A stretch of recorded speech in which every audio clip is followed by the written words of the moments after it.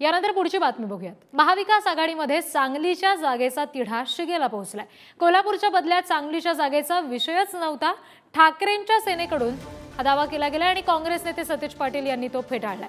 सांगलीतून काँग्रेसकडून विशाल पाटील हेच उमेदवार असावेत असं सतेज पाटील यांचं म्हणणं आहे।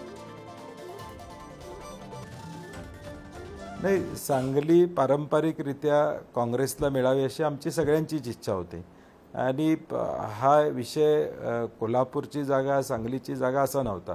शेवटी विनेबिलिटी हा महत्त्वाचा विषय। शेवटी आता आम्ही महाविकास आघाडी कोणावर लढतोय तर भाजपवर लढतोय। भाजपचा एक एक खासदार कमी करणं हे मुळात ध्येय आहे आणि म्हणून आम्हाला काँग्रेस म्हणून वाटते की विशाल पाटील हे उमेदवार असतील तर ते चांगल्या पद्धतीने लढाई करू शकतील, चांगल्या पद्धतीने मतदान घेऊ शकतील आणि म्हणून अजून देखील शिवसेनेचा आग्रह आपण बघतोय की त्यांचा आग्रह प्रचंड प्रमाणात त्यात आहे। परंतु वरिष्ठ पातळीवर अजून चर्चा सुरू आहेत आणि काहीतरी मार्ग निघेल असं आम्हाला काँग्रेसपासून म्हणून अपेक्षा आहे। तर या सगळ्या संदर्भात आणखी तपशील घेऊया। प्रतिनिधी शेखर पाटील आपल्याशी जोडले गेलेत। शेखर, काय नेमका हा सगळा तिढा आहे सांगलीच्या जागेसंदर्भातला आणि काय नेमके त्याचे कंगोरे आहेत?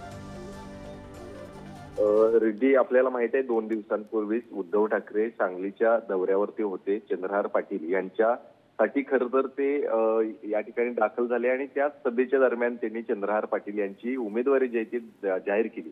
खरं तर एकीकडे महाविकास आघाडीची जागा वाटपासंदर्भातली चर्चा जी आहे ती अद्यापही सुरू होती। मात्र उद्धव ठाकरे यांनी सांगलीमध्ये येऊन चंद्रहार पाटील यांच्या नावाची घोषणा केली। खरं तर याच सगळ्यांच्या विषयावरती बोलताना काल सतेज पाटील यांनी सुद्धा म्हटलेलं आहे की विशाल पाटील हे काँग्रेसचे त्या ठिकाणी उमेदवार असतील असं आम्हाला वाटत होतं। ते त्या ठिकाणी मोठ्या ताकदीनं उभे राहतील आणि निवडूनही येतील असं त्यांचा दावा आहे। मात्र अजूनही आम्हाला अपेक्षा आहेत या सगळ्यातून काहीतरी मार्ग निघेल असं देखील त्यांनी म्हटलेलं आहे। त्यामुळं लोकसभेच्या कोल्हापूरच्या बदल्यात सांगलीचा हा विषय देखील नव्हता असं देखील सतेज पाटील यांनी म्हटलेलं आहे। त्यामुळं नक्कीच शिवसेना आणि महाविकास आघाडी एकंदरीतच या जागेसंदर्भात नेमका आता काय भूमिका घेणार हे देखील पाहणं गरजेचं आहे। कारण उद्धव ठाकरे यांनी चंद्रहार पाटील यांच्या नावाची घोषणा जी आहे ती केलेली आहे। मात्र काँग्रेस मात्र अजूनही विशाल पाटील यांना त्या ठिकाणी उमेदवारी मिळायला हवी अशा भूमिकेत आहे। त्यामुळे ह्या जागेवरती आता नेमकं काय होणार हे देखील पाहणं गरजेचं असणार आहे। जी